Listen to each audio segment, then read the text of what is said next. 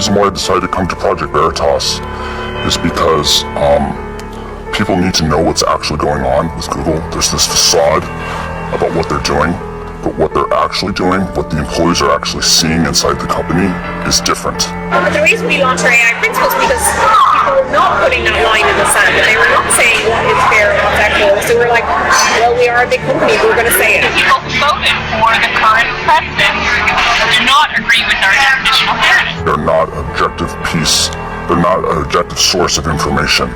But then there are teams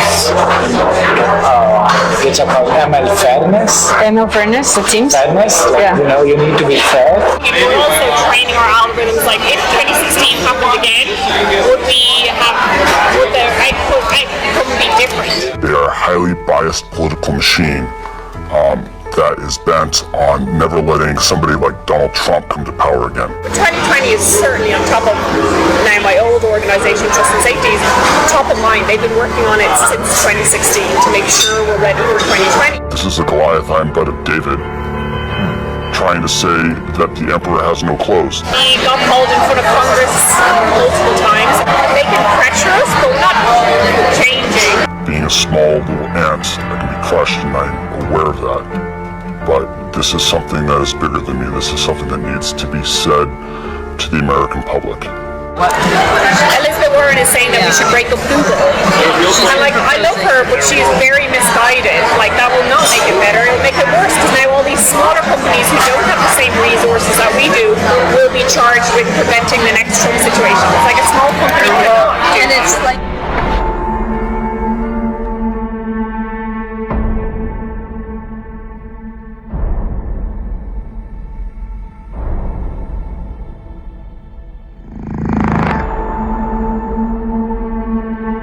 Earlier this year, a Facebook insider exposed deboosting of conservatives on Facebook. That insider inspired someone at Pinterest to come to Project Veritas with his story. Last week, we released a report from the Pinterest insider Eric Cochran, detailing censorship of pro-life and Christian content. The tech companies can't fight us all. Today, we bring you a Google insider, a brave man who came forward and brought us a story that will scare you. I think sunlight is the best disinfectant, and people need to start asking questions. A couple weeks before the Google insider came forward, Project Veritas secretly recorded with Jen Janai, a Google executive. Janai talks about making sure when people search for things through machine learning algorithms, Google's political agenda is always present. We all got screwed over in 2016. Again, it wasn't just us, it was like people got screwed over, the news media got screwed over, like everybody got screwed over, so now we're rapidly being like, what happened there? How do we prevent it from happening again? Right after Donald Trump won the election in 2016, the company did a complete 180 in what they thought was important. Before, they thought self-expression and giving everyone a voice was important, but now they're like, hey, there's a lot of hate, and because of there's a lot of hate and misogyny and racism, that's the reason why Donald Trump got elected. And so we need to fix that, and we need to start policing our users, because we don't like to have an outcome like that. We don't want to have an outcome like that to happen again. Yeah, let's talk a little about that. Tell me more about what you observed at these meetings right after Trump was elected. Who said it? What was said exactly? So the things that changed was that the TJFs, they started talking about the need to combat hate and racism online, and also at YouTube they had the same talks by the CEO Susan, and they talked about combating that and getting rid of unfairness. And so slowly they started introducing the concept of machine learning fairness. Jen Janai is the head of responsible innovation at Google Global Affairs. She determines policy and ethics for machine learning, or artificial intelligence. What we've learned is that AI is increasingly what Google Search is all about. But the reason we launched our AI principles is because people were not putting that line in the sand, and they were not saying what is fair and what's equitable. So we're like, well, we are a big company, we're going to say it. Where my definition of fairness and bias specifically talks about historically marginalized communities, and that's what I care about. communities who are in power and have traditionally been in power are not who I'm solving fairness for. Our definition of fairness, one of those things that we thought would be like obvious and everybody would agree to, and it wasn't. Like there are the same people who voted for the current president that do not agree with our definition of fairness. Fairness is a dog whistle. It does not mean what you think that it means, and you have to apply doublethink in order to understand what they're really saying.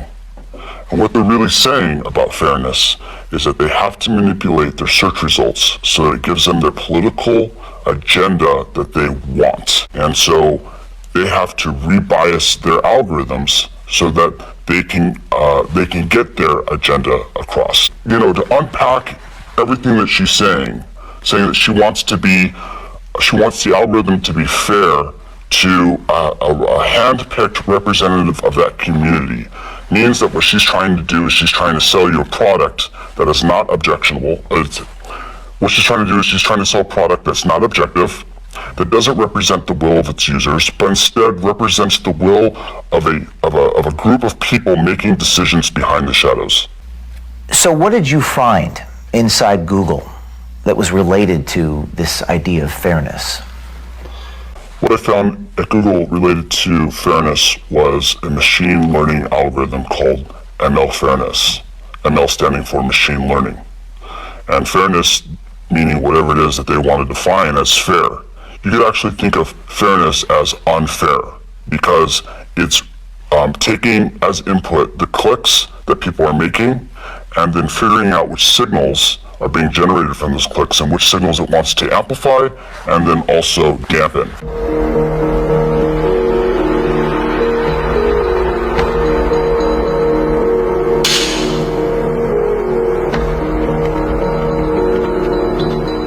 So I have Google.com up in front of me, and I'm going to try to put this AI machine learning thing to the test. I'm going to type in the following words: men can.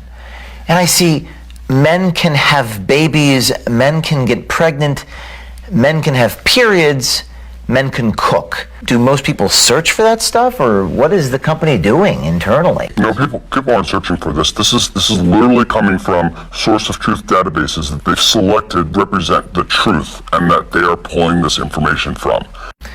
And then we try it again with, let's try this with women can. I see women can vote, women can do it, women can do anything, women can be drafted. Yes. That seems a little interesting. So all these examples are part of the social justice narrative, right? And so the sources of truth that ML Fairness is selecting from to amplify are saying these keywords. And so because that source of truth has been vandalized, the output of the algorithm is also reflecting that vandalism.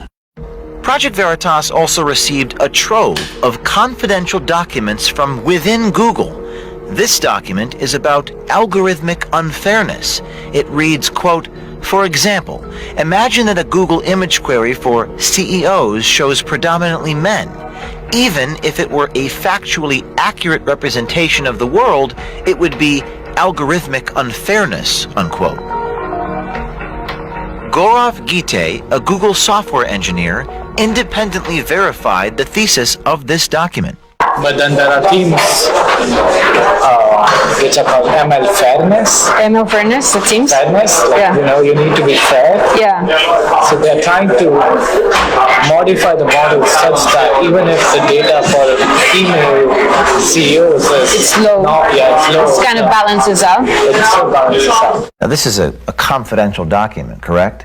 Yes. It's not a document that Google has come out and admitted that this is their process. That's correct.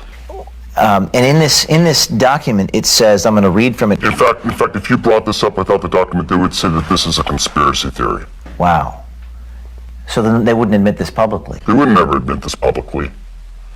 In this document, it says, in some cases, it may be appropriate to take no action if the system accurately affects current reality, while in other cases, it may be desirable to consider how we might help society reach a more fair and equitable state via product intervention. What do they mean by that? So what they want to do is they want to act as gatekeepers between the user and the content that they're trying to access. And so they're going to come in, they're going to filter the content, and they're going to say, actually, we don't want to give the user access to that information because it's going to create an outcome that's undesirable to us.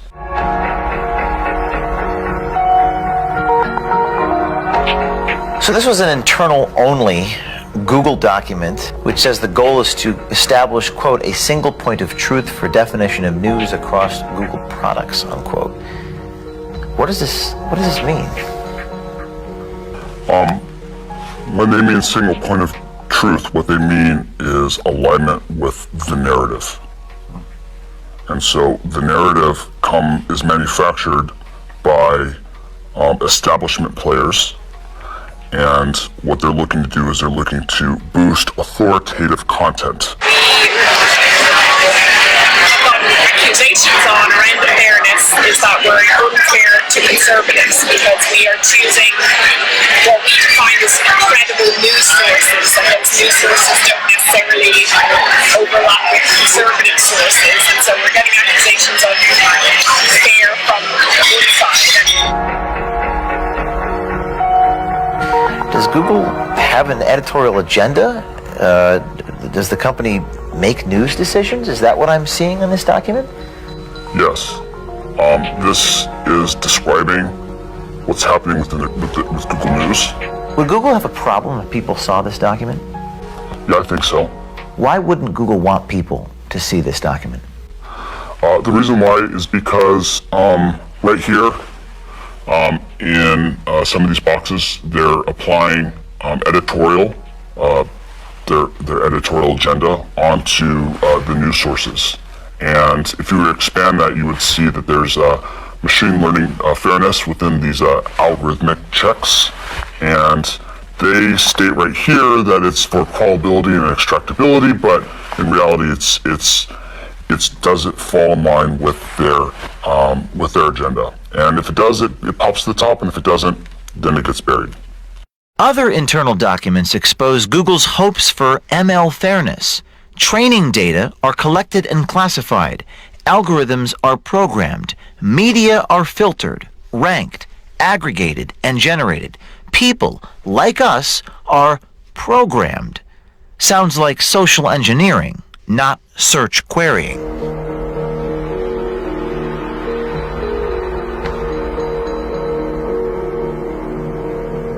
Google's power has become a political issue, with politicians on both sides of the aisle debating whether antitrust legislation or other regulations and controls are in order. We got called in front of Congress multiple times and we have not shown up because we were like, we just know they're going to just attack us. Like, we're not going to change our response, we're not going to change our mind. There's no point in just sitting there being attacked for something that we know we're not going to change. Like, they can pressure us, but we're not changing. But we also have to be aware of what they're doing and what they're accusing us of. Like I said, like, they could just, like Elizabeth Warren, even I love her, but she's also saying, like, you just have to break up Google and that will solve everything. You have to what? Elizabeth Warren is saying that we should break up Google. And, like, I love her, but she's very misguided. Like, that will not make it better. It'll make it worse because now all these smaller companies who don't have the same resources that we do will be charged with preventing the next Trump situation. It's like a small company cannot do. And it's like The White House won't play a role in making things more fair, so people are holding us accountable to fill in the gap of what we want to do. Right now, there's a lot of chatter in Washington, D.C., antitrust discussions and legislation being mentioned about breaking up Google. How do your bosses or the people that you work with inside of Google feel about that? For the most part, they're ignoring it. To them, it's not even happening. They don't see it as a real threat because it's something that's already happened before and passed. She just said what Google's really thinking, and they won't say in public. But she just said, you know, what a lot of us see and know to be true. And you guys just got her, and she just said the truth. They're not an objective piece. They're not an objective source of information. They are a highly biased political machine that is bent on never letting somebody like Donald Trump come to power again. 2020 is certainly on top of now my old organisation, Trust and Safety, is top of mind. They've been working on it since 2016 to make sure we're ready for 2020. So training our algorithms, like if 2016 happened again, would the outcome be different? It's unclear what Janai is exactly referring to, but Google's political agenda is undeniable.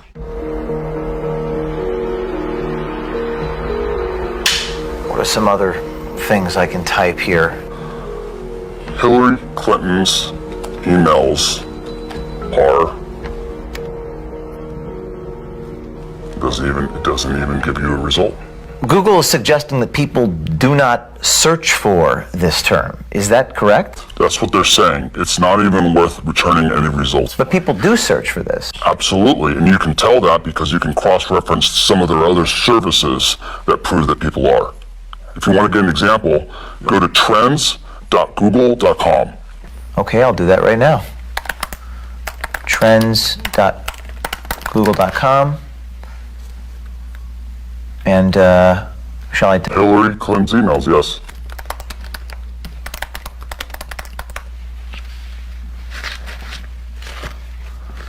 Okay, and set it to the last 5 years.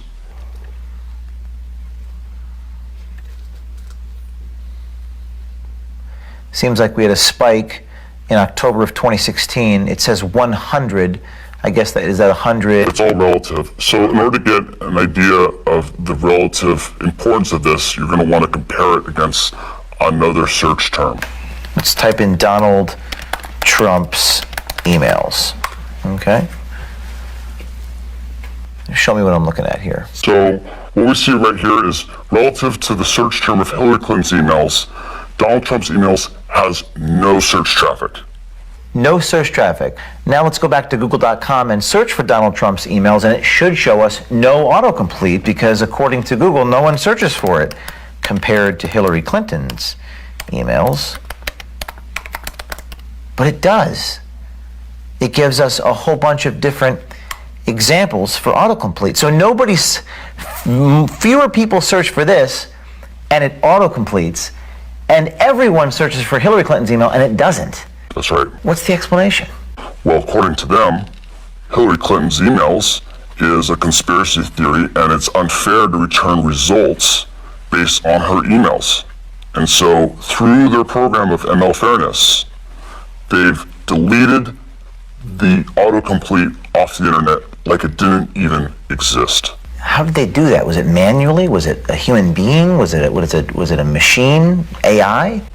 Well, the way that it works is that they're training the AI now with a bunch of humans that you can consider them social justice warriors or whatever you want to label them, but they are feeding the information and training the AI so that it will return results like this. And when they aren't able to train it, there's actually someone that will go through and manually delete certain keyword terms or put it as a blacklist.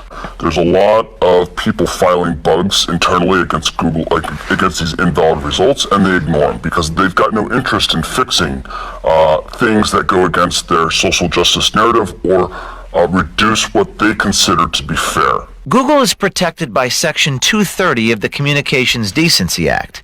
It says, quote, "No provider or user of an interactive computer service shall be treated as the publisher or speaker of any information provided by another information content provider," unquote. Meaning Google is not liable for any content on their platform. Some people think a solution is this Section 230 and taking it away.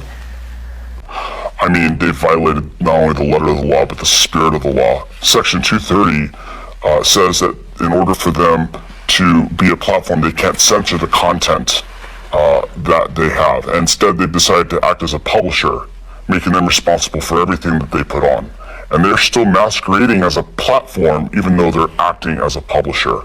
It doesn't stop with Google search. Our insider says political biases are censoring voices on YouTube, owned by Google as well. He says the YouTube rollout discussion was at a rather bizarre location. They didn't have it. It was a special occasion that happened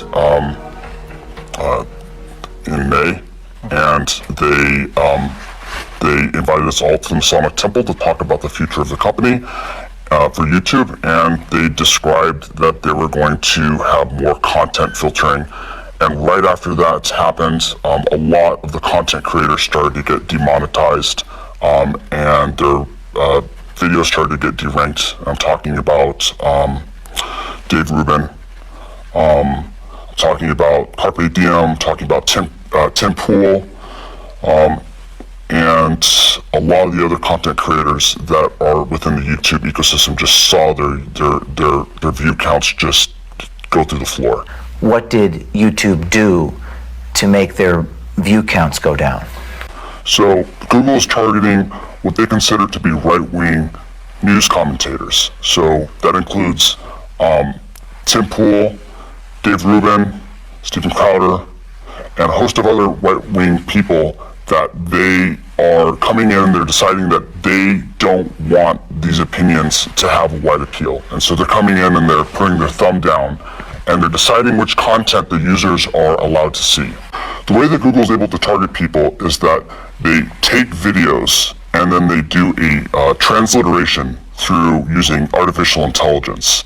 And they look at the translated text of what those people are saying, and then they assign certain categories to them, like right-winger or news talk, and then they're able to take those and apply their algorithmic rebiasing unfairness algorithms to them so that their content is suppressed across the platform.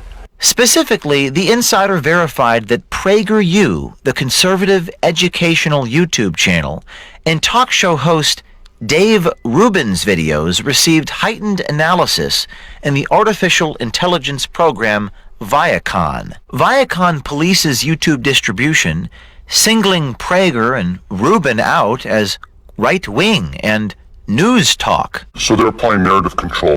What's scary about this to you? What's scary is that Google's deciding what's important and what's not important. They are going through and they're effectively deleting conversations from the national narrative. It reminds me of a book called 1984, and that should have been a warning. 1984 should not be a user manual on how to run society. And Google is falling directly into that trap, where they're deciding what gets read, what gets consumed, what people are able to click on, what appears. It reminds me a lot of fascism. It's not just about burning books. When videos get pulled off of a platform, that's also a form of censorship. I've been living this for, years. And so, it's like, yeah, that's what it is. And for other people, it's shocking. But for me, it's like, this is why I'm coming forward. Because it is shocking.